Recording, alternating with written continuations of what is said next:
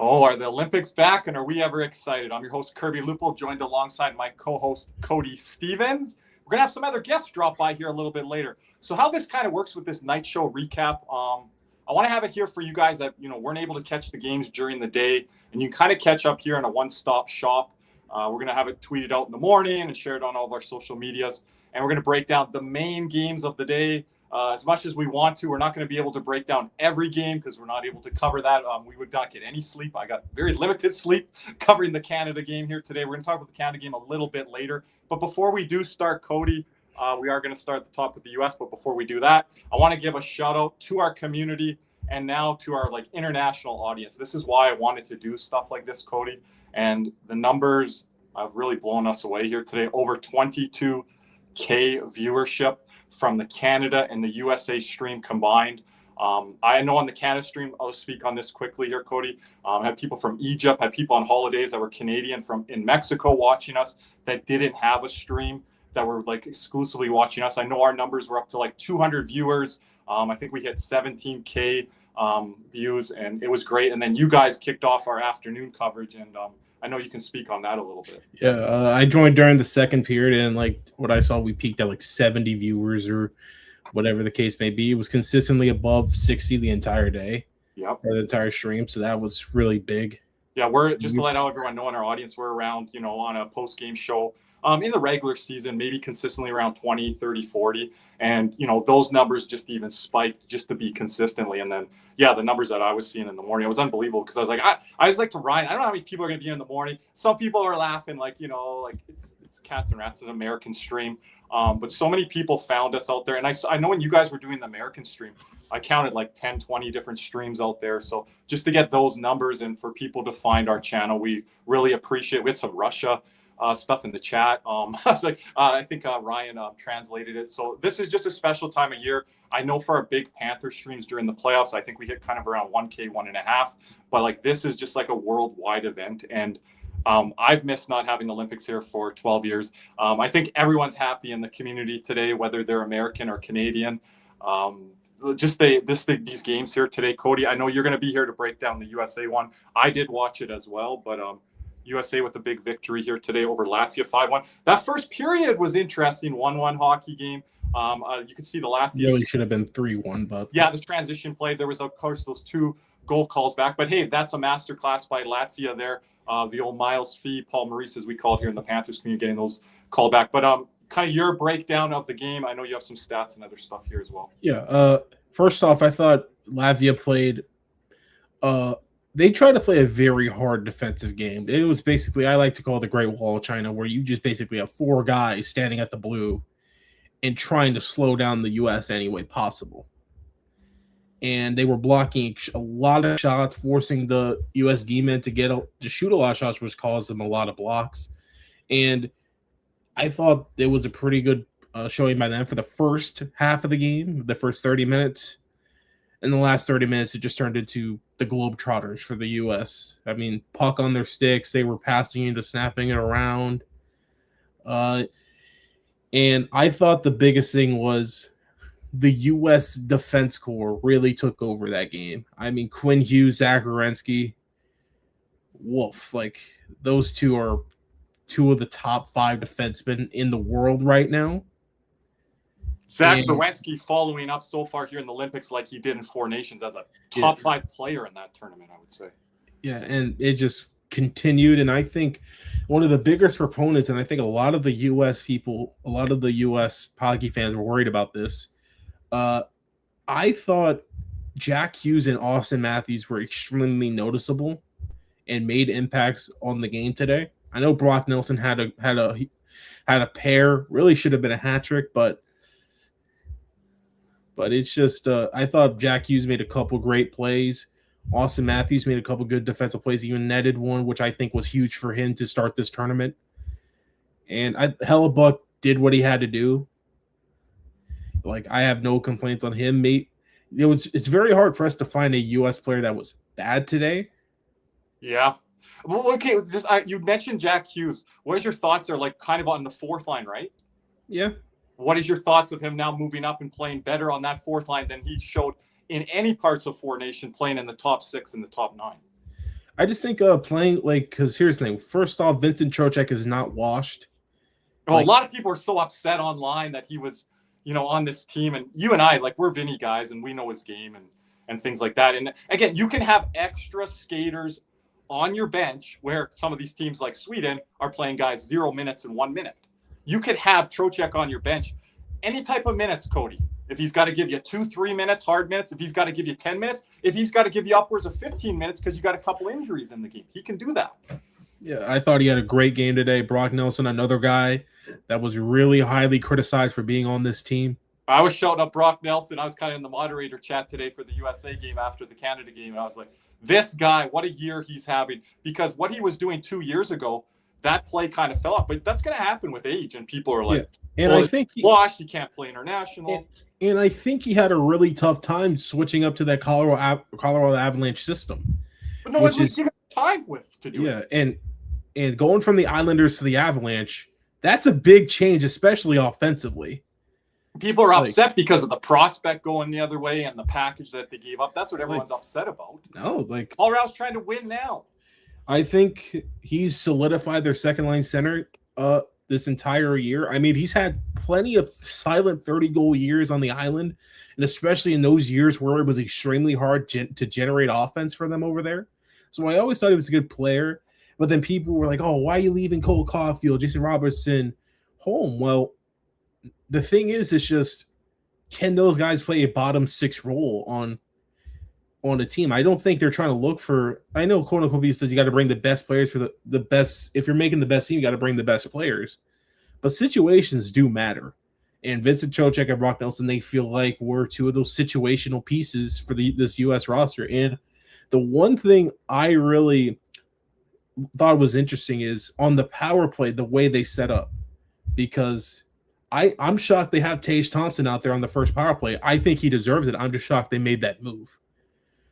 And you have Thompson out there, but you have Austin Matthews in the bumper position. And I talked about in our previous show kind of having Austin Matthews on that rover spot there and having Tage Thompson in the bumper, because you can make hard passes with Eichel where he can deflect those pucks into the net, like on Tage's stick and off his stick. But Matthews is all world too, Cody. He can do that as well. But you're taking away those shot angles and maybe pulling like an extra defender to you where Austin Matthews can move that puck back to Quinn Hughes. He can dance a guy. And now you got like a 2-on-0 down low on a play. Yeah, but that backhand goal by can't rotate over, right? Yeah, at least not the defense like Latvia or teams like that. But that backhand goal by Thompson was absolutely disgusting. In tight, roof job, top shelf. Merzlikins doesn't have a chance. Who I thought had a really good game for Latvia until he got pulled before the third. I really don't think. I told our community start Elvis Merzlikins, and people were saying Shelos. And I like Shelos from going back to Vancouver, but I was like, I think you put Elvis in. Elvis has played some big games back in World Juniors. I believe World Championships. I know Shelos won the recent medal. Was it the bronze medal, I believe, for Latvia World Championship a few years ago? So they said he was the goalie of record there. But again, I think Elvis Merzlikins has enough experience. You could question big game experience, but how many of these secondary nations have big game experience? Not necessarily, none of them, because a lot of these, an everyday game for the US or Canada, this is a big game for Latvia. Like every game's a big game in these Olympics here. You're going to get your best punch, and I think Latvia did do that in the first period. The problem was they ran out of gas because USA has all this depth now within their organization. And that causes so much pressure how USA skaters are defensively. Like when you have Quinn Hughes doing the stuff he does, and then you're like, oh yeah, you can add in Charlie McAvoy and Rowensky, and Faber can play out there, with a Jacob Slavin or whatever. I didn't hear you guys talk on Slavin a lot. I just thought those two were just steady. Okay. Didn't hear that on the stream. And I was kind of watching the stream with you guys. So I was a guy that I kind of missed on a bit today. He was there, but it was just like, wasn't being challenged like how Slavin. Yeah, the true Slavin wasn't needed today. He just needed to play steady, and that's what he and that's how I feel. But I thought a guy that really had a really good game, and we're a Panther podcast, so I gotta mention him. Matthew Tkachuk was almost like a point guard out there at some points. The way because we all know we love Matthew Tkachuk, just loves to stop when he's on the rush. But now with these players he has on Team USA, he can throw it anywhere and they'll go get it. Like that pass to Brady on the breakaway. It was That's a all world pass right there to kind of float it out there and have Brady kind of skate into it and like not break his stride or anything like that. I thought that was huge. I thought Jack Hughes had a great pass to Brock Nelson on the second goal that ended up being the game winner.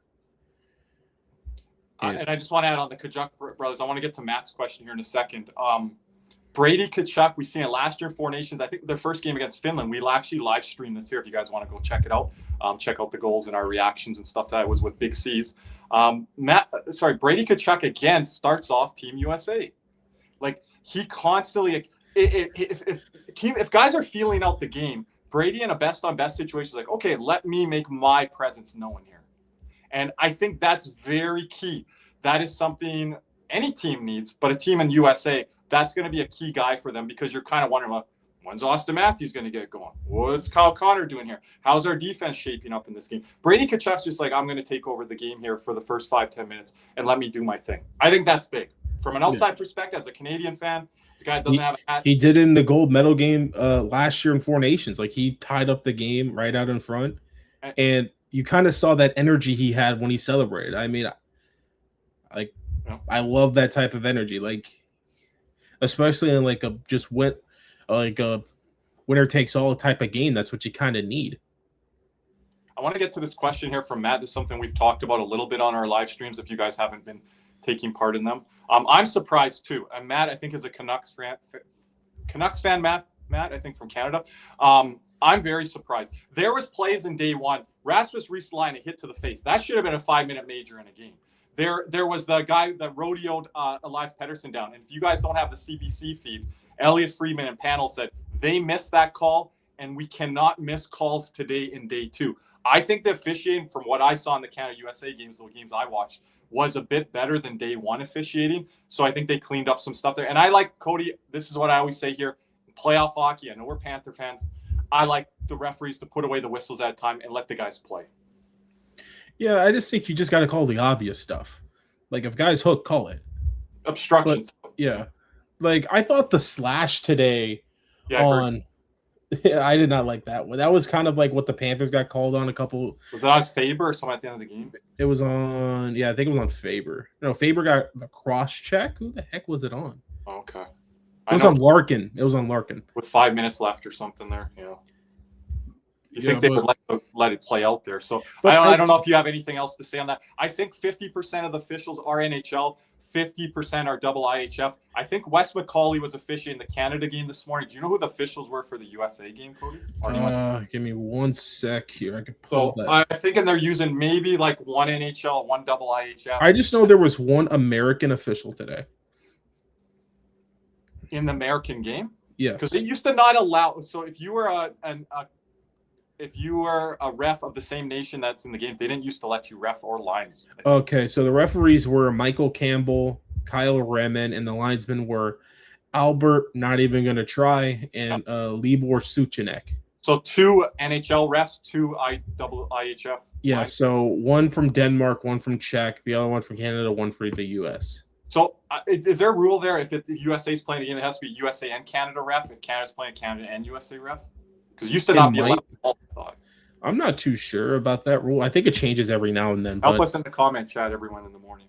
Yeah, but I thought the reffing was fine for the most part. I didn't feel like nothing egregious was missed, and I thought the stuff that were called, besides the Larkin slash, were penalties. Like Gensel on the second, that's a penalty right there. I forget the Latvian player that cross-checked. I don't even remember the penalties now, but like I don't mind the way the games are being called currently because I don't feel like it's like a NHL playoff field where it's like NFL street out there. I don't feel like it's like that. Like I feel like it's been pretty good hockey played ever since the start of this tournament. Is he referring to? Am I pointing the right way, or do I got to point that way? I guess so. I'm not too sure. That's Canadian. This is a Canadian flag of the old school. But if you're talking about the ones in the top right, that's our Olympic stuff here, and then our great sponsors, Beck Sells and Canes, where they're on the right. But then you go to the goaltending. I thought Connor Hellebuyck was he did what he had to do. Yeah, I thought the first period, I want to see what games Connor Hellebuck is going to give America. And he wasn't bad in the Four Nations tournament. Let's not be mistaken there. But I don't think Latvia really challenged him in the second to third to understand what his game was. When we do the Canada breakdown later, I think we can break down a bit more with Binnington. I thought Hellebuck had to do what he did in the first. But then I think, USA carried the game pretty much from all portions on after that first period. I give Latvia a lot of credit, similar to Italy in that Sweden game. But as the game went along, shot totals go up, zone time goes up. And where I'm noticing with the USA right now, Cody, they are super elite in the offensive zone. Still yet to be determined in the neutral zone, defensive zone, because I need to see more. They weren't challenged by it. Right. So.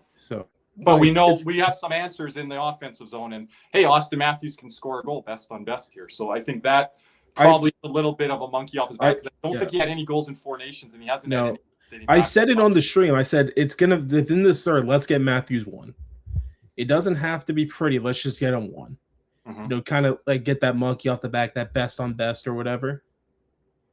And that's what he did. I felt like that was going to be the big thing for the third, and then the U.S. kind of just took care of it from there. Like, Kirby, do you agree with that statement right there? The reffing was good. What's the point of the game there? Sorry, just in the chat. The reffing was reffing good against in Canada, Czechia. Yeah, what Matt was saying there, we'll get into that a little bit more. I don't have any really plays that I thought were like super egregious or whatever. Like you said, I don't want those ticky-tack calls happening like in the U.S. game there at the end. Kind of let that go. But again, I didn't see too much in officiating ways today on the Canada game or in the U.S. game that we're breaking down right now. I didn't see too much anything egregious or stuff that was kind of missed. Canada game was pretty rough, kind of away from the play and the walls and stuff like that. I don't know if you noticed that in the USA game. Latvia came out, they were being physical from the start, and then USA's like had to get now that high hit a little bit to Austin Matthews. You can talk about that one a little bit because they're missing some of like I thought in double IHF you're supposed to call anything to the neck and up region. I thought so too, but I could be 100% wrong on that. So yeah, I don't know. I think there needs to be clarification on it because I think Elliot Friedman tweeted out something today. I got something else to talk about from the US as well. I think everyone expected this to be a lot more tightly officiated. We'll see as the tournament goes along. Like, I wonder if it'll get tightened up as the tournament progresses, which I don't think it will happen. But looking at the stats here, if there was one guy that worried me, it still kind of worries me, and this dates back to his Four Nations performance into now. Kyle Connor still worries me a lot. Yeah. Like, I thought he was probably the most invisible forward outside of JT Miller, but JT Miller's on the fourth line, so I can't get on to him too much. I mean, Kyle Connor's on the third line here. And no shots on goal in a game where USA pretty much dominated the O-zone. Like, not a big fan of that. Like, I think you probably get more out of Clayton Keller. I think you probably get more out of Jason Robertson and or Cole Caulfield than Kyle Connor, to be completely honest. What was Kyle Connor's ice time today and shots on net?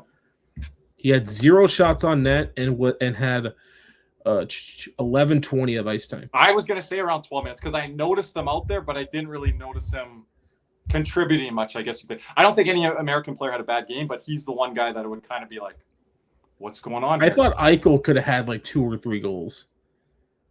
Eichel, that the puck wasn't just there for him or that you wanted more out of him? No, I just think he just missed on some chances. Like, I thought the Kachuk brothers kind of set him up because Matthew's probably the facilitator and Brady just takes up all the traffic because he's like just a big mongoloid out there. I think Eichel is very good for the Kachucks. Last year, we didn't realize that when we were putting Four Nation lineups together. We were like Matthews with the Kachuk brothers. We kind of missed on that, but we didn't really know because we hadn't seen international best-on-best competition forever. But, Cody, I think like Eichel settles those guys down where it's like, okay, I see it with a lot of the Canada guys. I'll hold on to the puck. I'll see and make a play. You move around. I'll facilitate that for you. I think the Kachuk brothers need a center like that. You got Matthews weaving, darting around out there. I don't know if you find your game, in a tight checking type game. I think it was really good on that top. They need to the Kachuk brothers need just that defensive-minded center in between them. But I think they need a methodical guy in the offensive zone as well. Yeah, I think what Eichel is more of like what Barkov is. Like, kind of just way more. I think Brady might need that sometimes more than Matthew does because Matthew wants to hold on to the puck and make plays. I think Brady's a lot more head first when he plays. Matthew's a lot more methodical IQ heavy. Yeah, I'm going to think about this. Matthew's kind of got the combination of both, where I'd say Eichel's a more methodical guy, and then Brady's all over the place. Like, he's a bull in a china shop. So you kind of have that combination of three guys that play a little bit different, and that works. I think if you had a different centerman in there, I don't know if it works quite as well. And you could see the difference in this USA decor when Quinn Hughes is in here now. Like, I think we kind of expected that. We expected it, but I think he did have that one turnover on the line today, and a lot of teams are doing that right now, Cody. And I said this on our stream: if you make that turnover there, it's usually going to go back the other way for a goal. Today it didn't on that play, I don't believe. But you got to be careful there on the line. But that was the only play that I kind of noticed. But in the O zone, he was elite. Yeah. Like, well, that was in the O zone. I mean, at the blue line there up high. Because a lot of teams are playing aggressive on those blue liners, Cody, like through 2 days of this. I think against like a Sweden, that's a goal. But well, if you get Nylander and you spring him. But like, as a Panther fan, I'm not used to these dynamic defensemen like this, so it's a very new experience for me. I remember you saying that. I know you don't like me saying this, but I did say it on the stream today or yesterday on one of our shows. Gustav Forsling can't fall into that trap when he comes back with Aaron Ekblad that he's playing with Rasmus Dahlin, because like Rasmus cleaned up one. I thought Forsling was an A+. I did put that. Look, Dahlin is probably the fourth best defenseman in the world. Yeah, he just comes back on plays and cleans it up, and I think that's what you've seen from the American defenseman today. Okay, maybe a mistake had here. We can get back and recover on some of those plays. Latvia did have nice rush chances. Again, I heard the analytics numbers are not going to be shared publicly, so furthermore gatekeeping from the analytics community, which kind of pisses me off. That's a little sidebar. But I thought they had quality rush chances in the first, maybe 3 or 4, but USA started to stifle those off and pinch off those plays when Latvia did have them later in the game, because Latvia, didn't have the legs that they did have. Yeah, they were done. Right? Even Merzlikins looked done because they took him out. What do you think? I think he was gassed, man, because he was sweating a lot. You could see on the jerseys there, the vented system. Yeah, that water, sweat, whatever it was like. Yeah, but I think it was because the USA were throwing a lot of east-west passing and they were connecting on him, so he had to move around a lot. And if these goalies aren't hydrated to play like the USA and Canadas of the world, these guys are going to have to be on IVs after. So like, you need to be high. You can't be partying in the Olympic Village or the hotels or whatever you guys want to get into on that. It might be Dellavedova guarding Steph Curry. Like, it's that level. Like, it's Dellavedova. Shout out to the WCC, but screw the St. Mary's Gales.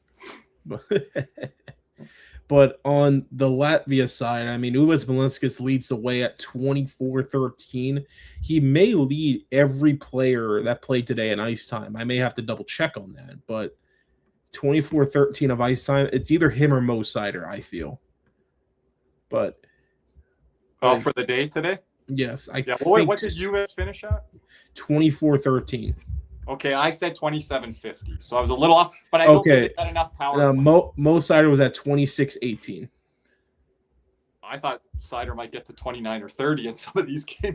But this game was against Denmark today. So I think against like a better team, he will be at like 30. 30, kicking things over here. But I thought you caught anything else on the USA game? I don't want to just skip around. No, not necessarily. No, just I thought it was. Because I know you watched the Germany game too. I thought it was a pretty good game by the US. I think they have to continue, just kind of build on it. I'm not really jumping around a joy on this victory, but they did what they had to do. There's bigger fish. No. There's bigger fish out there to fry. Just keep it focused. Keep it moving. Yep. No, I think I got that a sense from you and Nick on the stream, and appreciate Matthew coming on, Caesar, Ben from Wales. He jumped on our stream, and then I've timestamped all our stuff on the Canada stream. You guys need to timestamp it on the American stream. People are going to want to go back and see goal reactions and stuff like that as well. So, yeah, I think we should bring on this guy since we're moving on. But okay. Oh, you're hanging around, Cody, for a bit? Yeah, I just want to talk this Germany-Denmark game because. Yeah, we can do that first here. Let's hear it. What did you think about that? So, for Germany and Denmark, I thought, like I said, I think Germany is a bronze medal dark horse. That's why I have them as my bronze medal winner. And there were two reasons. The two big reasons why I had my bronze medal pick showed up today. Leon Draisaitl starts the scoring off like he needs to. Then Tim Stützle, doubles down. But I thought the story for Germany was Philipp Grubauer. Interesting. Okay. Go ahead on that because I did not catch. I thought he had. I got some follow-ups for you. I thought he had a really good game. I think he had 37 saves today, I believe. Wow. Yeah, 37 saves for Philip Grubauer. Pretty much out. This is the guy you're pumping. This is the biggest guy you're pumping the tires of this whole tournament so far, Cody, going in. He's had a really good year, and I thought he had a really down year to start his Seattle Kraken career, which I just think Grubauer is probably one of those Stolarz types where he's way better as a backup than he is a starter. And you're kind of seeing it now. He's had a really good year with the Kraken, and I thought when you get those when you have your country colors on, I think it adds a bit more of a pride. I think you play a lot better. And especially I felt like small European countries. Way better. And I felt like he's a guy that could get hot because he is no slouch when it comes to big games. Remember, he was the primary reason why the Kraken knocked off the Avalanche in 7. Like, he has some of that stuff in him, and 37 I'll saves. also say Bednar not knowing how to run a power play unit with certain guys out there. But Hey, listen, that was part of it. But what's the guy I always get on? The guy in Detroit? Comfort? What? Comfort? Yeah, he was out You there. can never remember his name, which is hilarious. Well, it's not recognizable. Should have Erod out there even or other guys out there. Yeah, but 37 saves for Philip Grubauer, 1 goal on 38 shots. I thought you can't play much better as a goalie right there. I thought Leon Draisaitl scored like a minute and 10 seconds. Less than 30 seconds in. 30 seconds. And Draisaitl had 1-1. And then, Tim Stützle with 2 goals today. Mo Sider munching minutes like he has to for this Germany team if they want any chance at any medal at 26-18. Wait, also shout out to Timmy Stützle. He can be officially called an Olympic diver. His nickname is officially real now. He dove in the Olympics, so. Oh, did he? Oh boy. Threw a penalty on Lars Eller. I saw it. Cody's hyping up a girl in the American teams that could rival him there. But you see Cody, that pass though? Yeah, I see her. I see her passes and her plays and her dives. Abby Murphy or whatever. She's look. If you saw her passing too, you accept the diving too. PWHL. I tolerated. I tolerated. I'm like, huh. You're tolerating it, huh? I'm not going to deny it. I think she would have fit in good with that. But Cody, what did you think of JJ Peterka and some of the other players on Germany today? Did you notice anyone else stand out? Honestly, what's kind of funny, Reichel. I thought Dominic Cahoon had a really good game. Oh, that's a name from the past. It is. It's been a while since I've heard that name. You play in Buffalo? Yeah, and Peterka was he was pretty good. He had 1 assist today, and I think he can play. There's another level he can hit. I think Dominic Cahoon played on Edmonton. Oh, you might. He played, I think, a bit everywhere, and like another former Edmonton Oiler that's out there. This guy infamously got blamed for them not making the playoffs one year. Tobias Reeder. Oh, that was gold. That was gold. Because he didn't score like 20 goals or something. But talk about a guy that was trending on Twitter at one point back in the day. Reeder was one of those guys. Oh yeah, because I forget. Had his fanboys, and they had people arguing the other way. Someone threw him under the bus. I forget who it was. Yeah. Mostly support, I believe it was. Yeah, but because I think people were like, why did you expect this guy to score 20 goals? Yeah, like what is your expectation value of him if you're being critical? Yeah. And then on the Denmark side, Freddie Anderson.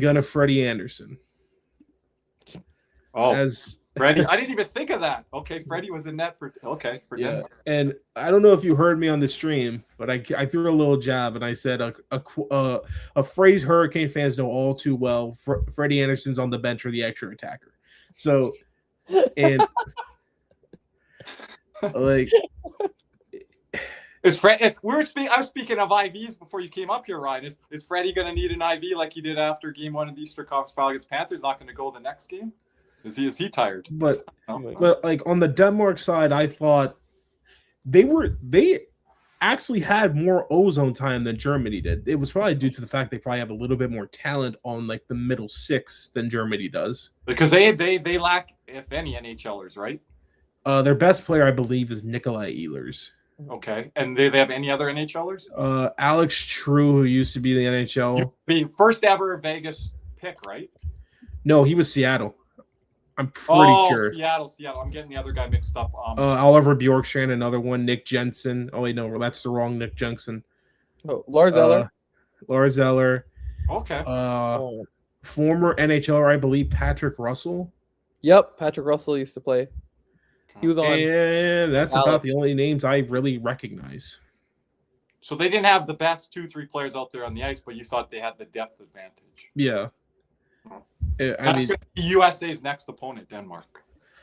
Yeah, and I like our chances. It's really due to the fact that they have a hard time getting to the slot. Like, whenever they had a big chance, Grubauer did make the save, but at the end on the 6-on-5, it was a lot of the stuff from the outside. Grubauer gloving it, no second chances. And, like, Denmark they're just blah, to be dead honest with you. I mean, they're as mid can get in this tournament, I feel. What's going on, Ryan? What's going on, Kirby? Hey, how you doing, Big C? Cody? Caesar. What's up? Damn. Looks like you just got off of a 19-hour drive, Ryan. No, he's tired because he had to wake up early and watch Canada. Yeah, and no, I just woke up from These are hard hours, Caesar. just Caesar, woke did up you from watch nap the like Canada half an game? hour Because ago. after the break, we're breaking down the Canada game. No, but Okay, then you can't chirp. You can't chirp. I'm not chirping. Not yet. Hold Not on. yet. Hold Not on. You yet. started it, C's. You started C's. No, I'm All just right, saying, Dad. if we're doing the Canada segment after the break, you ain't coming chirping. Cody's bouncing after this. So get in. I understand. I'm helping you guys out. What? Okay, I'm just saying. Listen. Relax. Wow, He we was got telling off us out to here relax quick. on the show. Like, I can't even chirp because I don't even know now what to chirp, really. There's nothing to chirp right now. Like, I just heard. All I just said was blow it out your ass, Kirby. and And then all of a sudden, No, he was everybody chirping thinks in the I'm chat today. basically, what I feel like I love looking it. at the stat sheet or whatever, it looked like Czechia kind of was in it for a bit longer than what Latvia was against the U.S. Yeah, we'll get to the Canada stuff after because I know Cody, you didn't watch it. Cody, can we talk about? Let's go back to the USA game since we have Caesar join us here. Yeah. And Ryan, you know this from watching double IHF like me. We watched them 6, 8 years old. Fans upset about the crease thing. It's in the rule book. Oh, you can't stand in the crease. Yeah. As soon as I saw it happen, I knew it was going to be called back. Because you were reviewing the rules coming into the tournament. I didn't see what happened. I just know that the double IHF are very, very, very anal about goaltender interference. Like the What do you mean? It was in blue the USA game. When I was a kid, Talk to if a USA. guy skated through the crease, they'd blow the whistle and the play would be dead. yeah, like the blue paint is great. very sacred in international hockey. Yeah. I feel. They could blow it dead. They didn't even blow it dead. They reviewed it as a goaltender interference. They could have blown it dead before that because it was Miller, right? He had a chance to get out of the crease. If you're in there for even half a second, international rules, refs can just blow that dead face off. Yeah. So I didn't mind the callbacks. I mean, it just blew It's the consistent. momentum from Team USA, and you kind of saw it go back the other way, right? And But yeah, you can say it blows the momentum, Caesar, but also the players have to know that going in. Like a Matthew Tkachuk, Tom Wilson earlier today, he didn't get called for anything like that. But if you're near the crease, you got to know you can't do that. And there's certain players Right. that that's their game, right? And it will be consistent too with the goaltender interference. Like that'll be no goal every time if the guy's in the crease. Like Yeah, it's just compared one to of those things Xbox. where you forget where you're playing. I feel you're used to one rule and you forget you're under a new set of rules. Mhm. I'd And- rather it happen now than it does like in the metal. Yeah, game. they Right. know they know that helps. Look, If you they make know it- the rules now. Like I was saying, the Lavia push Miller to the goalie. But the thing is, he did not try and get out of the way. If he's trying to get out of the way, I think it goes the other way if they do push him.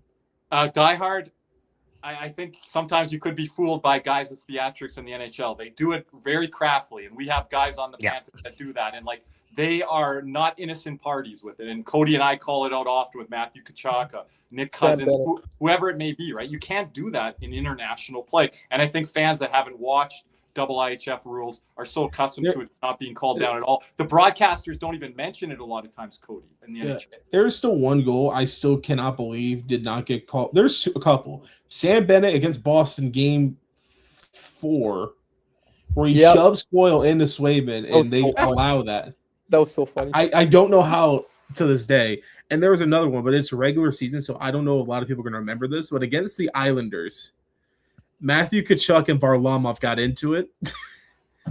and Tkachuk legit went into the crease, cross-checked Varlamov, and then scores like 5 seconds later. If that like, happens in the Olympics, then I'm like, everything's out the window here. Like, they're not calling. Like that was my favorite goal. That was so funny. And hell, earlier this year, it went very under the radar, but no one noticed it. Marchand cup checked Bussy one time. Yep. And he scored. So, and like, the Carolina didn't even notice it. That's why I'm surprised they didn't challenge it. But to your question, Cody, do you think, and I agree with Caesar that it's better to happen to preliminaries, but I think more stuff's going to happen in the medal round. You're playing better teams and there's going to be less ice and you're going to be competing for that ice. But Cody, do you think these certain players that are in this tournament, we know their names, do you think they're going to attempt this stuff or they know because it's against the rule book? I think Kachuk's going to try and see how far he can get with it. That's the way he is. That's just I think if you get caught with it, you're going to get caught. Yeah, I feel like maybe let's say it's like we're blowing out Denmark or whatever, which I don't think is going to happen because I think Denmark's a bit better than Latvia, but the goaltending may be worse. We'll see. But I know you say about Sam Bennett, Cody, but I don't know if he's going to test that water being in the Canada system. I think Kachuk will. Yeah. Kachuk has free reign whenever. But I think with Bennett, he's like, if I do something, my ice time is going to be more limited than but Kachuk, he doesn't have to worry about that. He's getting his ice time regardless. I guess. I think Kachuk is going to see how far he can get with it. Well, like what he always does. I still remember even another thing when he was poking Jonathan Quick in the face. Yeah, I didn't like that by the eye level and stuff. Not that level, but I think he's going to try and test to see how far close he can get. Well, especially if they play Canada, Binnington is a hothead. But I will say, I think Binnington and Wilson will react. Yeah, Binnington today broke up a scrum. He was the peacekeeper. Yeah, it was in the third period. I saw a highlight of it, and I was shocked. And the first reply was, "I want Binnington's therapist phone number right now because that's a real professional." Like I don't know how they got Binnington to be the peace negotiator. I'm the guy that's out there. I'm the original guy that said Binnington to the Panthers, and people are messaging. I think that'd be it'd be the best fit yet the worst fit. Why the worst? Because we also have our goalie getting 2-minute penalties for no reason. We already have enough structure. We already have enough forwards doing it. Our goalie doing it too. How often does he get penalties in general? Like once every couple weeks. Yeah, like the wires cross quite a bit. Cross quite a bit. Like, that's crazy. That's crazy. Like there's a whole compilation of it. Like there was legit a game where against the Sharks and Aiden Hill's in net and he gets pulled. So how many penalty minutes does he have now? I know he has a couple already. I would almost bet he's had a season where he's had more than Barkov. Yes, that's the rules that the Olympics are here. This is not an NHL sanctioned event. I'm just now getting in here, guys. What did you guys think overall of Jack Hughes, Quentin Hughes, the defense on Team USA? Cody covered the defense quite a bit, but we talked about Jack Hughes a little bit. I'm interested to see if he moves up the lineup here with a good performance on the fourth line. My answer is going to come when we go against Stafford competition. I got to see it. So leave him where he is right now. I think you do. I want Keller in for Connor though. I'm putting that right now. I just want that to be known. Oh, that should be. I don't like Kyle Connor. Was Keller on the bench today as an extra? Yes, he was scratched. Keller didn't play. Who was the extra? Trocheck the extra. He was? Oh. Trocheck and Hannafin were the extras. Yeah, I thought Hannafin was the extra on. But Jordan Binnington has 67 career penalty minutes. Here, if you let me share the screen, I got the by year.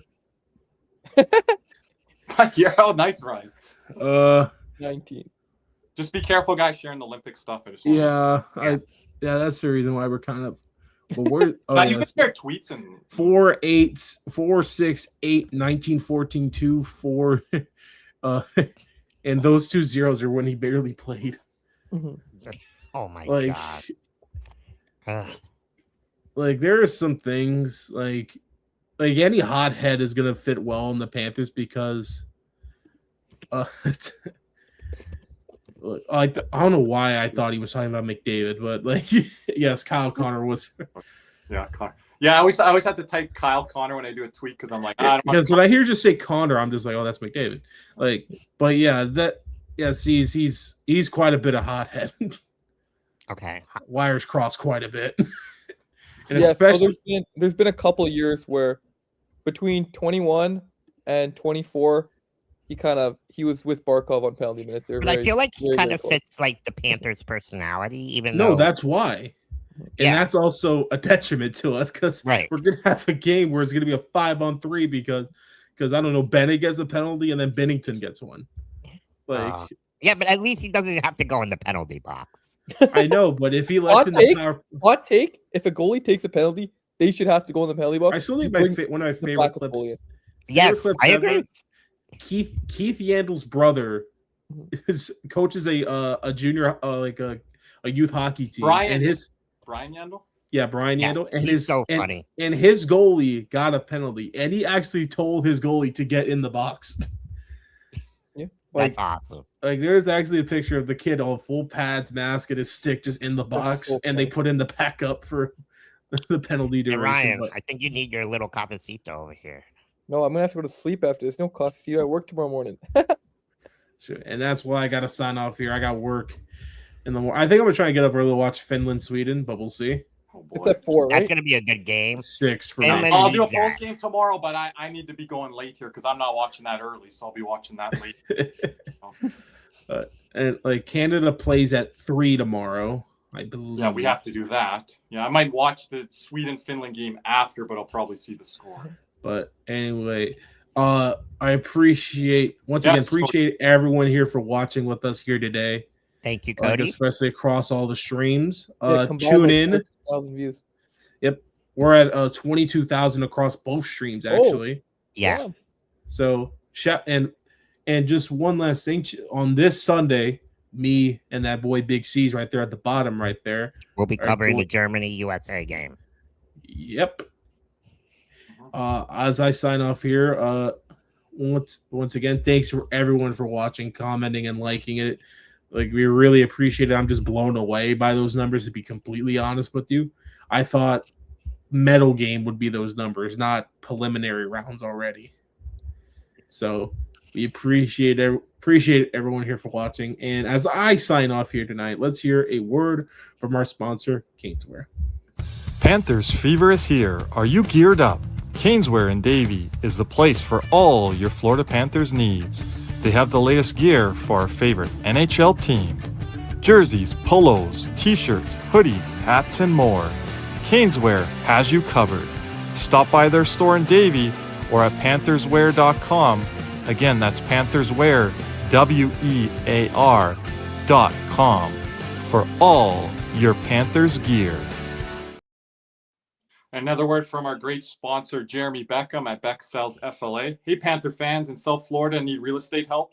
Check out Jeremy Beckham with Next Home Treasure Coast. It's a boutique service with a personal touch. Jeremy and his team put humans over houses, working hard for you, whether you're buying or selling. Ready to move?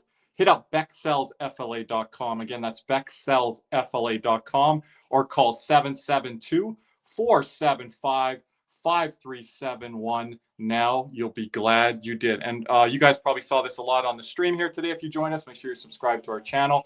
Like this video. Go and like that Canada USA live stream videos as well. Go give thumbs up there. I think the Canada stream is close to 75 likes. I think the US one is somewhere in the 30 range. So go give a like to both of those. Comment on them if you'd like, or especially on the post-game shows, because I'd like to get back to your guys' comments. If you've missed action or want some questions on the games that you might have missed during the day, we will be here all tournament long for these post-game shows. Purchase Super Chat donation. Shout out to our boy RC for purchasing a membership for someone on the Canada stream today, and then as well on the USA stream. So 2 lucky members out there have become Cats and Rats members here. So make sure to thank RC if you are one of those new members. You can upgrade your membership to gold, silver. If you are a bronze member, there's great perks there. A lot of giveaways. I know if you're not a Panther fan right now, but a lot of the Panther stuff we're going to be giving away is championship stuff, autograph stuff. So whether you're a Panther fan or not, that's very collectible merchandise. So if you are a collectible person and become a member and want to try to win some of these prizes, that would be great. As well, access to other great perks. And finally, before we go back to the screen here is the look at our Olympic predictions there. Ryan, we didn't get yours in there, so you're going to have to just keep letting the audience know with yours. But here's mine, Nick's, Cody's, and Caesar's. Ryan, what was yours? Canada, US, Finland. Canada, US, Finland. You're with Finland with our boy Jim Behringer there. Jim Behringer's was Canada, Sweden, Finland. That's what he said on your stream, right, Caesar? Yes, he did. Yeah, I remember. Okay, so we gotta get the. He doesn't even have the U.S. in medaling, which is that surprising. Did that upset your take? No, I don't think it's upsetting. I'm just surprised. I think Team USA is a lot more talented than people give them. I mean, I think they're getting respect. You don't think so? I mean, to have Finland the way they played the other day, I know it's only one game. I think US is better than Finland. Yeah, I think they're better, but I think Finland can, if Saros picks it up, he can steal a game for sure. And I think Jim's giving them credit. If they get to the bronze, they really want to win that game. That's what I said to Jim, I think, if the Kachucks are in there, they want to win that game. There's going to be someone probably disappointed at some point in this tournament in the semifinal. Yeah. I know everyone's saying Canada, US, and then everyone else is just going to step to the side. That's not how it works, right? So there's things that are going to happen here. And I was actually really impressed with Sweden. Sweden played a really good game. Yeah. They're really impressive. Now we're going to get to this. Caesar, I know you didn't see that. Feel free to share any maybe tweets or stuff. I know, Ryan, you've got some stats and different things like that as well. Do you want to share, Ryan? So I'll throw it over to you here. Ryan, thank you for joining me today, by the way. Oh, of course. Yeah, it was great.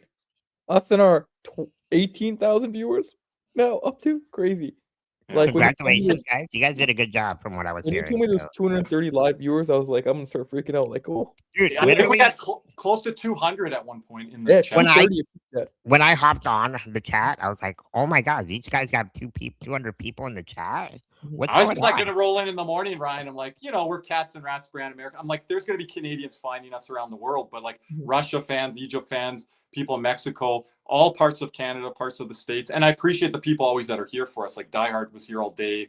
We had D'Lo in the chat with us all morning. D'Lo was here really active. Yep. So we had our I love that we had the combination of our regulars here, and then we had new people finding us. Because you guys that are here with us through thick and thin, I love you guys. And you're like, well, I don't really have a dog in this race with Canada, but I want to jump on with you guys on the stream. So that was very humbling. But just the game, yeah. What's that, Ryan? Antonio too. Just hate watching the Team Canada. Antonio always playing around with us in the chat. I see a lot to. But to the game, Ryan, I thought the first period you couldn't ask for more from Canada there. All the big guys stepped up, and they just didn't step up offensively, but they stepped up with the physicality. No, for sure. And it started literally with the first shift when McDavid just levels a guy, and that just sets the tone for the rest of the team. Like Marchand tells Tom Wilson, hey, huge hit out there. And he's like, that's Davo. And you don't really see that from guys like McDavid, those skill players often. And he decked a guy. Like, he absolutely crushed a guy in the corner, and that sets the momentum for the team. And McKinnon with the reverse hit that he got early in the first period. And when Canada's best skilled guys that are making physical plays like that, it sets the tone for the team and shows them they mean business. They don't care they were playing Czechia and they weren't playing, the US, Sweden. Czechia is still good, and they went out there and kind of like showed them how much they care. Because I'll always say at the end of the day, they care so much more about this than anyone could think. That putting that maple leaf on their jersey, watching McDavid play, totally different player. Like, I have not seen that extra gear from him in a while, probably since the playoffs. And this is like the first game they just come out full-fledged on fire. And even guys like Parayko were great, clearing the front of the net. Like, people question that a lot. And he's out here, that big body, clearing the net, getting pucks out. Morrissey, who's hurt a little bit, he had hopefully he comes back. Guys like Makar that were dancing through guys. It was just, that's the physicality and grit and skill that Canada's been winning with so many years over international hockey, where they play this very, very structured form, where they're very solid defensively and they don't give up high danger chances. But with the addition of they say the physicality is losing in the Canada game at the junior ranks and stuff. Like, what are we doing? We don't have not yet. Well, McDavid's like, I'm bringing the old school back, and I'm going to show this isn't away from Canada. This is what we used to do back in the juniors when the Eberle days. The Sam Bennett stuff on every line. Yeah, literally. Like when we used to play with like Eberle and Hall in the juniors, like that's well, those guys weren't hitting, but everyone else. No, the guys around them. They had the couple skill players. Yeah, they have a couple skill players, and the rest of them are physical big guys. And that's how they play. The best is they play with this very strong structure where they don't give up high chances, and you have that mix of talent and skill from McDavid, McKinnon, Celebrini, and others that can break it every once in a while and have explosive plays. And I think that's really the key to winning internationally. You saw, good points, Ryan. You saw all-world ability by U.S. in the offensive zone today. What you saw all-world from Canada today was the 200-foot game. Yeah, that's if they're playing that 200-foot game, you got to show me who can beat 194-foot game. 194-foot game. They don't have a 200-foot ice. Okay, 194. Okay, correct you on that old tournament. Yeah, but I thought the 3 stars today, Cale Makar, Binnington, great shutout. I told everyone, settle down with all the Binnington hate and the doubt and all that. And then 3rd star, you said McDavid in there. You could throw a bunch of different guys in that spot. You even might put McDavid at the 1st star. But the way that Makar controlled the game, and you want to talk about physicality, you didn't talk about his physicality. Oh, right? He was hitting guys, rubbing guys out on the boards. Oh yeah, he hit Pasternak. He crushed him against the boards when they were on a 3-on-2 odd man rush there. And and Pasternak's like, I don't think I want any more of this game. No. I'm not saying he went away, but they kept him to the outside in the perimeter, and I didn't think he was like a huge threat today. He had maybe one good chance where he got to the slot, but first period he did nothing. Second period had a couple like chances where he did, and the third period totally shut down. Yep. So was this the kind of like the naysayer saying, "Oh, Canada isn't that physical like U.S. is," and it's Canada saying, "You know what? We'll show you." Let's bring that physicality, or maybe more. I don't think that question was posed. That's just something I'm posing, Caesar. But go ahead. Or maybe is it because in World Juniors, Team Canada just wasn't playing physical, and the media was out there talking about them not being as physical as they used to be. Yeah, that okay. I'll say that can be really deep inside baseball is the term, Ryan. That maybe a guy like Crosby is mentioning that to the players. I don't think it's a talking point for Canada, because Canada's like, we're going to worry about what we're doing, even though, the Canada junior programs here, what happened in World Championships last year, we're going to focus on what we're doing here. And this is the best accumulation of Canada talent. But those talks could have happened at some point. Maybe, the Hunters came in and talked about it, or, or could this also be like they haven't been in the Olympics since when? 2014? And it's like all of a sudden they're all, because a lot of these guys, this is their first time being in the Olympics. Oh, you're correct. So, this is their first time experiencing that moment. And for these guys, they want to make a first impression, right? Mm-hmm. So, I mean, you could also attribute it to that as well. I'm going to say on the Canada side, Ryan, first impression, that's true what Caesar's saying, but it's more the pressure of like, we don't have to. We can't go out there as the maple leaf on our chest, especially the forwards. The big names that we know. We can't just go out there and make an impression. We have to make a statement, and we have to show up and show out. And they did that today, Ryan. I think they want to show a good impression. It takes a higher level with the Canada forwards. Yeah. You never see it from a guy like Marner any other time, and he showed up crazy this game. He's like, last year I got relegated down the lineup because I didn't play good to start Four Nations. People forget that. It's like, I got to start the tournament better. That was Mitch Marner's best game, and I get on him. I'm the most critical guy. That was his best game, bar none. If you look at all the Four Nation games, I don't care about the gold medal game last year. But what he did today, he did all the little things well. He makes a highlight reel pass. You called it the Bobby Orr play. Bobby Orr goal. He did the Bobby Orr pass play, diving over and having his own Olympic moment there. So, hey, Mitch Marner, we need you to play like that 5-on-5. Don't be waiting for 3-on-3 overtime. Yeah. Play like that from the start, right? No, for sure. And that's a guy I didn't expect to be a star, and they put him on the third line with Stone and Crosby, and that might be the one guy. Is he going to pout? Is he not going to buy in? But that might be the best third line in history. Holy, like they were always in the offensive zone. They were very good at the cycle game. I noticed that. Mark Stone was very good defensively too. He's always been a sulky guy. Yeah, he's a sulky guy. But they were just constantly putting the pressure. I noticed the first and third line were always in the offensive zone whenever they had the puck. And I guess an extra shout out to Celebrini too, because Celebrini is 19, youngest guy on the team by far. And he literally, you could have told me he was a 7-8 year NHL vet. I would have believed you. He played with so much poise, composure, none of those silly turnovers or mistakes. He was locked in, and he showed he belonged right away. Ryan, if you want to use the word pressure, I don't think there was pressure on Canada if they went to the dressing room at 0. But the 19-year-old puts you on the board before the end of the period. It's like you can't even explain that. And all the guys, how they come around and celebrate. And again, I think it was important for Celebrini to go to the World Championships. People roll their eyes when I bring up international competition that isn't the Olympics. They say they don't care, Ryan. But I think that was important for him to go to that World Championship. Everyone clowned on Canada for losing in the quarters or whatever. But what Celebrini did there, playing on the power play, playing with the veterans, going under Crosby's wing, he picked up stuff last spring and summer to implement into his game, probably going into this year from Crosby. 100%. And you've seen a payoff already in his first game, best on best in an Olympic atmosphere here. So, no, that's amazing. And the kid, he has nothing but ups going his way. He's incredible, and from what he looked really comfortable out there, and that's really dangerous for the rest of the Olympic teams that they're going to be facing. 100%. I do want to get to Matt's question here. We do got to get into Jordan Binnington.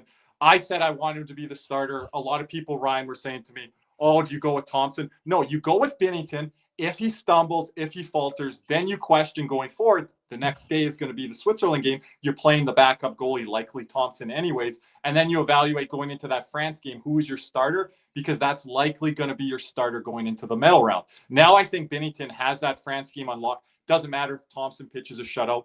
It's going back to Binnington, and then you're going forward with Binnington into the medal round. And hopefully if Thompson has a good performance, you're 3-0.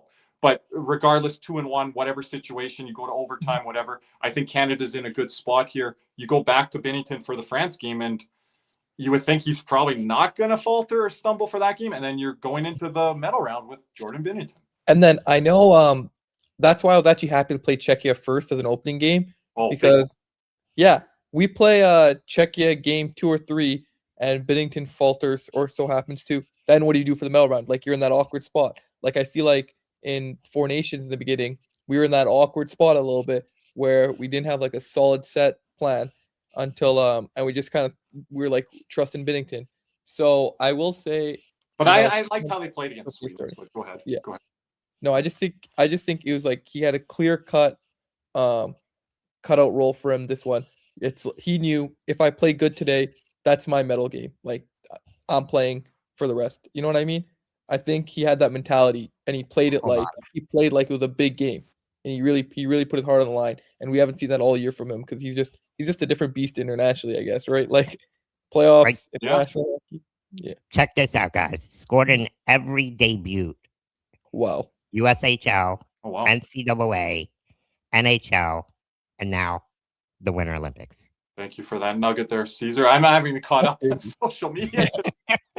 Trying to do everything. I'm like, I feel so far behind with this early start time. Canada's start time is going to be 3 p.m. Eastern time-ish. I'll be here for that. I think our guy Ben from Overseas Wales will be joining me for that as well. So a little bit better start time, and then we'll go into the evening with our post-game show tomorrow night or today if you're watching this. But yeah, it's a great stat there that Caesar showed from Celebrini. So many people in our community have been messaging me, Ryan, about Macklin Celebrini's game. And there's one guy out there in the West Coast, I'm going to say Johnny Boy Films. And I'm like, oh, I wish we were Sharks. I'm like, we're not the Sharks of Celebrini. We're the Stanley Cup champs right now. Like, they're at a different progressional path. We're not going to have a player like that. You know, love to have, a young, goalie like Igor in between the pipes too. But, you don't have that. But what Celebrini's done here is not just through skill. It's through hard work, effort, playing the right game. And I think that first line could stay together. They think Wilson is the Hyman, and, to Ryan Nugent-Hopkins, that's Celebrini on steroids. Let's be honest here. Ryan Nugent-Hopkins, first overall pick. About 100 times better. Sorry. Already Celebrini is clearing Nugent-Hopkins in his second year in the NHL. I wanted to ask you guys, defensively, how did you guys feel you guys did in the back end? Amazing. No complaints. I think first period it started a little, slower where they were having a little trouble clearing the zone outs.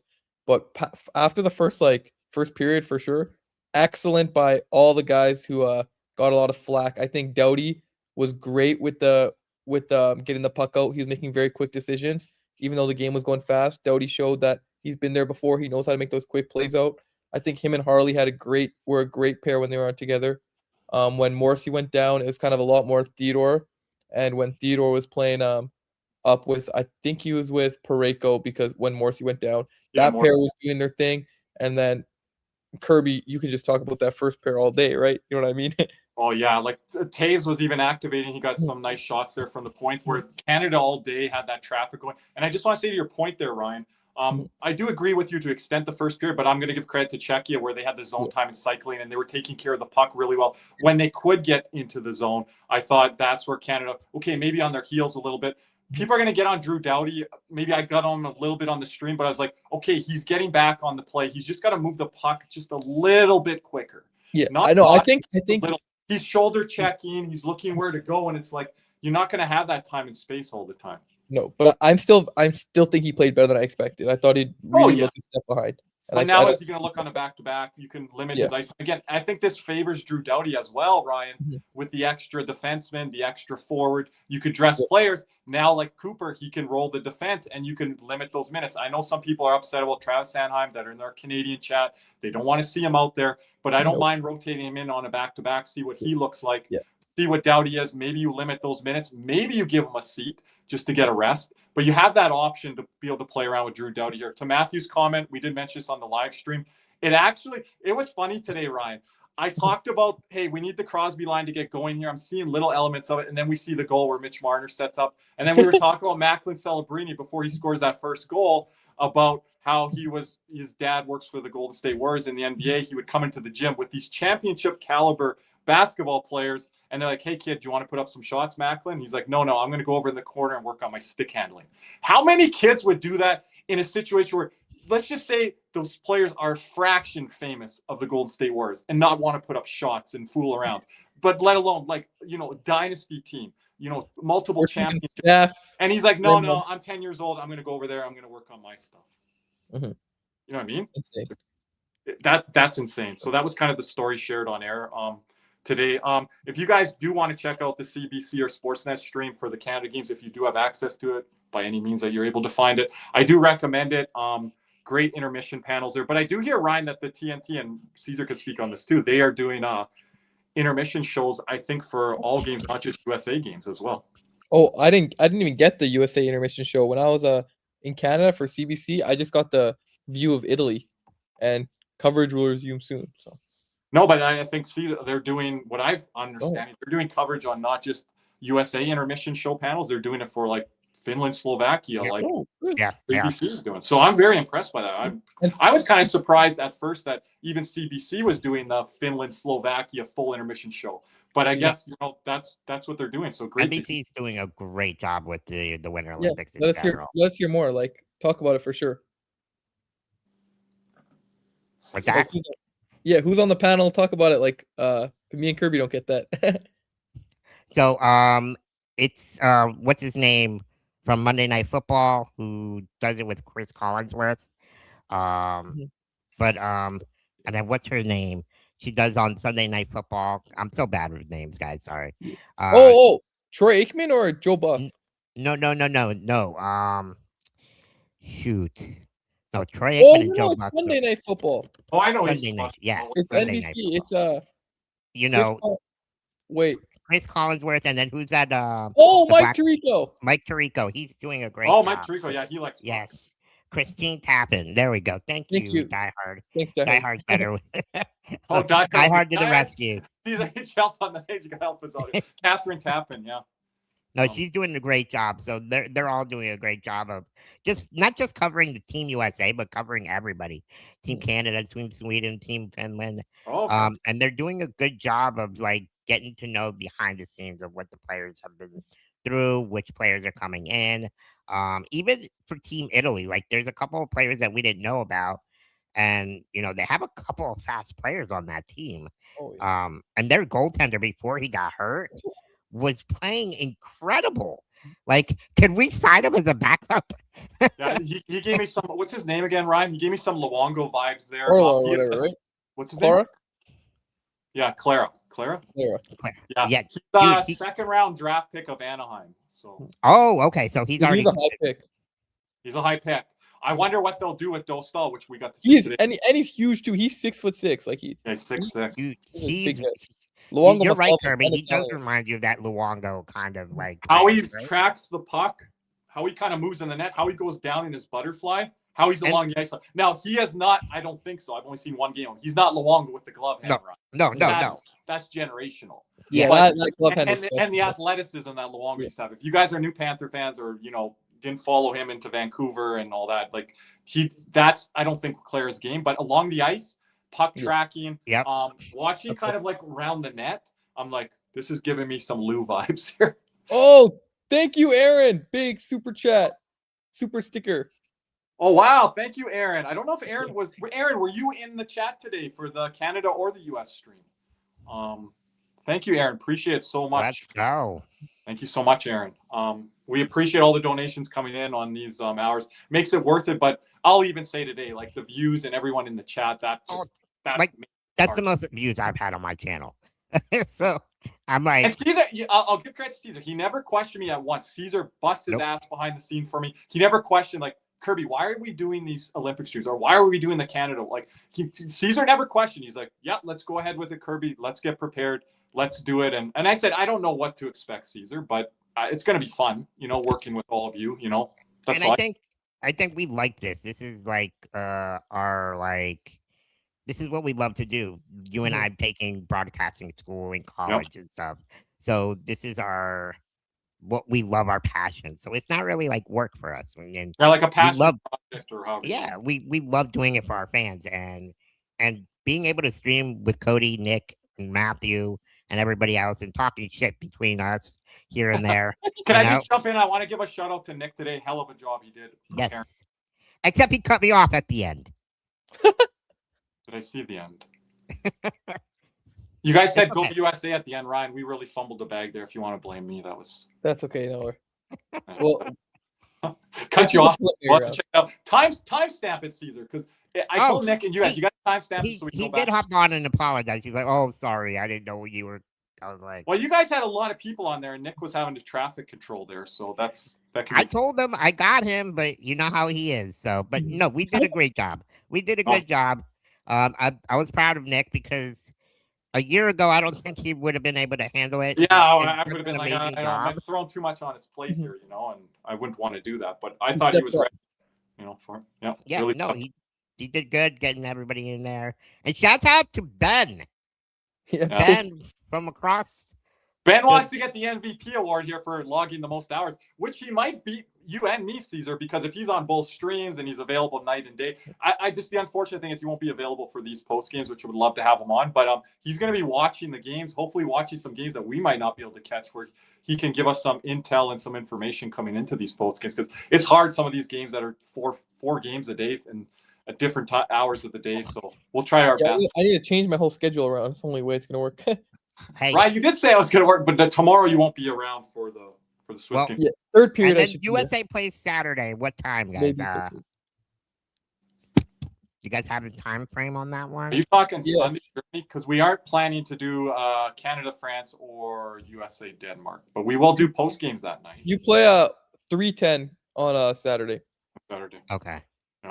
We'll do post games on Saturday there. So Saturdays are after dark show anyways. We need to have Jim come by Saturday night and then, say what happened on Friday and Saturday and break that all down, right? I think Jim's watching a lot. So we'll need to have Jim on here. Might try to book a guest tomorrow night here for the Friday stream, but just finding out like who's watching these games. If you're in the community and you're a member here and you've come on our streams before, hey, reach out to me and say, Kirby, I caught 2 or 3 of the games today. Love would come on to the post-game show, help us out. As shout out to our boy Adonis Aiden, you can jump with us as well. And I might have I am gonna have an episode on Monday. The Big V show. I'll probably have a special guest talk about the Olympics. Ooh. Trying to get Merles on, see what he thinks about his Sweden team. So he's Sweden American, is that his allegiance? Yeah, yep. He's kind of Sweden American. So I'm gonna try to get him on. We'll see. And then the other guest, maybe Jim again as well. So hey, when you get Merles on, give a shout out to who, wink wink, Caesar, that we can get on here. So I'm trying. You guys know I am. Does this guy that I'm indicating to you, is he off right now or is he working? He's off right now. They're all off. They're not there. They're not there.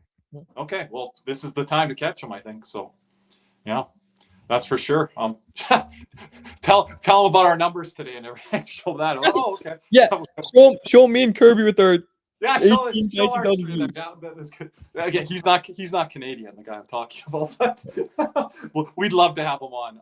He has a lot of intel and insight, the guy we're indicating. But anything else, gentlemen? I think we kind of broke down all the Canada game there. Ryan, a little preview ahead to Switzerland, Canada. Switzerland won today 4-0 over France earlier in the day. A little bit more rest than Canada will have, but Canada gets a couple extra hours on that turnaround into Friday here. Friday afternoon our time, Friday late evening, I believe, Italy time. So Canada-U.S. quarterfinals tomorrow, huh? Canada-U.S. quarterfinals. What? Is it for the women's? No, they're not. Canada did a little better than that to play U.S. Yes, we're not that bad, Steve. Not that bad. I'm trying to catch up on the women's. Canada right women did get. Oh, sorry. Diehard meant he's watching the Canada quarterfinal or the U.S. quarterfinals, the women's, and the Canada versus Switzerland game. 2 different games. He's gonna watch. That's on Friday. 2 different games. Okay, I was gonna say. You said USA women's quarterfinals are tomorrow. USA's playing Italy and women's. Who's Canada playing, Ryan? I'm not sure. So then it is the quarterfinals for both of them. Yeah, but they're not playing each other, Caesar. No, I never said they were playing each other. Germany, I think. We're playing Germany? Okay. That's what we heard. But yeah, no, they're not playing each other. But they might match up. And would they match up in the semis? I don't know how the seeding works there. No, Canada would still have been 2, right? They might have been. I don't know. I think so. I don't know. You guys help us out. Diehard's the expert. A correspondent there, so you help us out, Diehard. Medal count right now, what I'm getting here, U.S. is second in the Olympics at 14. Canada's Real quick, we got a good question from AB here. What do you guys think of Sweden's coach benching Forsberg and OEL? AB, we have crapped on the Swedish coach dating back to the Four Nations. Cody, Nick, and I. He's awful. Ryan and Caesar haven't spoke on him as much, but OEL not getting any ice time, and Forsberg played 1 minute and 10 seconds in the opening game. Like, what is he thinking? Okay, here's what I'll say, if you don't mind. OEL, I don't mind him being your 7th whatever defenseman. I don't think he's like the greatest, but guess what? You are playing Italy. You can easily find 8 to 10 minutes on him. You give your bigger boys a break. You were up 4-2 at a point. Italy was not coming back. We all knew it. I don't know. Couldn't find any minutes. Doesn't make sense. But the Forsberg one is the one I really have a problem with, because am I crazy, or is Forsberg not like their 3rd best winger at the worst? 4th best forward, I thought. Yeah, like after Nylander, you could literally make an argument that Philip Forsberg is right there. I was going to say Forsberg. Yeah, they're close, like similar. But Eriksson, Eck, all these guys. Ricard Raquel? Yeah, Ricard Raquel is not better than Philip Forsberg, especially not on the wing. Get serious. And how Pontus Holmberg, I know he's playing a different role, but you saw today with USA playing Vinny Trocheck on the 4th line. You see Sam Bennett and like Reinhardt on the 4th line. You're telling me Philip Forsberg can't play on a 4th line on a stacked Sweden team and Pontus Holmberg? Hey, Holmberg, go take a seat over there. But I don't know, Yeah, I don't know. Holmberg, I don't even know how he made the team. Still crazy to me. I don't know how Holmberg made the team over Michael Backlund, and Cody Mykos can shit on Backlund, but you have Backlund on the team. He's a veteran guy. He's been in Olympics before, I believe.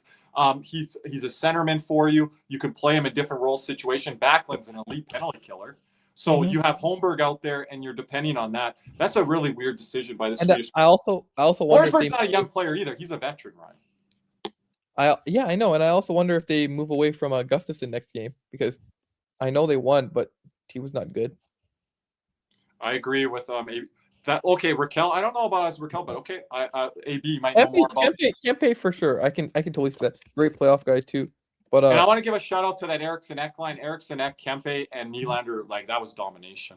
And I told Caesar, and he did do it. I told him draft William Nylander with a 2nd, 3rd overall pick. Got me 1 point. I don't know about my other guys, but only one. Are you saying only 1 point on Nylander? Because Nylander could have 3-4 goals. He could have. Yeah. And there's still plenty of time. You watched that game, right? Yeah. I watched that game. That was a good game. Buzzing. Yeah, he was buzzing. I was working.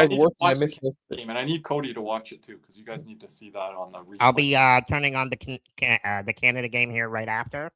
Especially the first period. Yes, I'll be putting it in the background while I work here. But anything else, gentlemen, before we go? Ryan? Well, just a great day of content. We were live in total probably like 7 hours a day. So dude, great it's to amazing. meet you. Yeah, it's amazing. I love it. Yeah. And you know what I love about it? It's just not like the competition between not just Canada and US, But all these nations, like everybody from all over the world, are tuning in, watching. Egypt. We got Egypt. Crazy. I mean, so it just goes to show you like the power of YouTube and the power that that the internet has, and it just makes the hard work, Kirby and everybody else that we do. You too, Ryan, behind the scenes. Ryan does a lot of our graphic stuff and different things. Oh yeah, thanks guys. I've been a little falling behind. I want to give a shout out to Ben Saunders that we mentioned earlier, and our boy Jack Powell as well. We're putting their music on the channel. The music here, so that we don't get any copyright. So yeah, all of our own original. We have free reign to play. So we appreciate Jack and Ben for that as well. Yeah, I mean, and dude, this goes to show. I mean, I'm getting people messaging me saying they like our graphics. They want me to teach them how to do it. Well, look at this comment right here from AB. You know what that means? Watch out for the lady boys, but enjoy your vacation. Ryan, stop. Hold on. I guess we're after dark here right now, but yeah, Caesar's great work on all of our Olympic stuff here too. Kind of me and him collaborate together. I say we kind of need it to look like this, and Caesar's like, I got you. So me and Caesar, a really good collaborative team here. Ryan, I'll mention some stuff to Ryan, but Ryan sometimes just runs with it.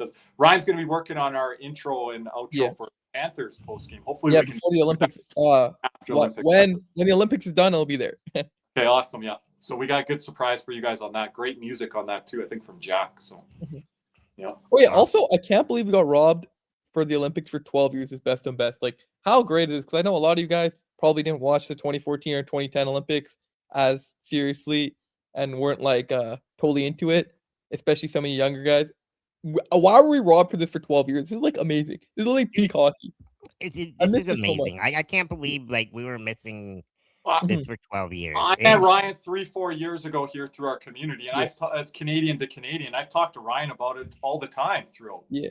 We're so nostalgic about the 2010 and 2014 runs. Holy. Ryan loves the 2010. I get that with Vancouver. Ryan's in the majority. I love the 2014 because it was clinical hockey. It's what we see from Paul Maurice now. I love the 2014 as well, just because that's the last one I really remember and I really tuned into. Yeah. Because both Canada and USA played against each other, and it was just, I mean, Luongo. I mean, he was still playing. So Luongo 2010. Price was Luongo only played one game in 2014. He shut out Norway. That's what it was.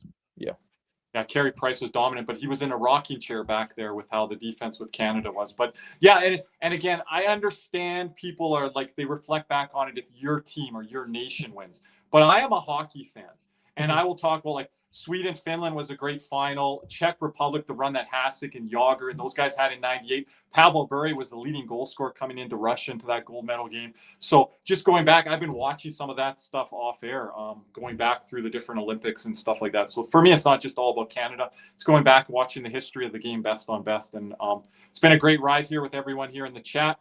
We will be back tomorrow for the live stream Canada-Switzerland, and then the post-game show later in the evening. Stay tuned, time to be determined, because, I want to get guests to come on with me, and we kind of have to figure that out through the day. So just stay patient there. Turn your notifications on. If you can't catch us live, appreciate you guys catching us on the replay and stuff like that. So anything else before we leave, gentlemen? Before we leave, I do have to say, let's go Canada. Yeah, there we go. I didn't say it earlier, so let's go Canada, right? And like I always say, guys, one shift at a time, one period at a time, one game at a time. Let's go USA. Side of you, so I remove what's right at you. Beating undivided, all the voices in my head.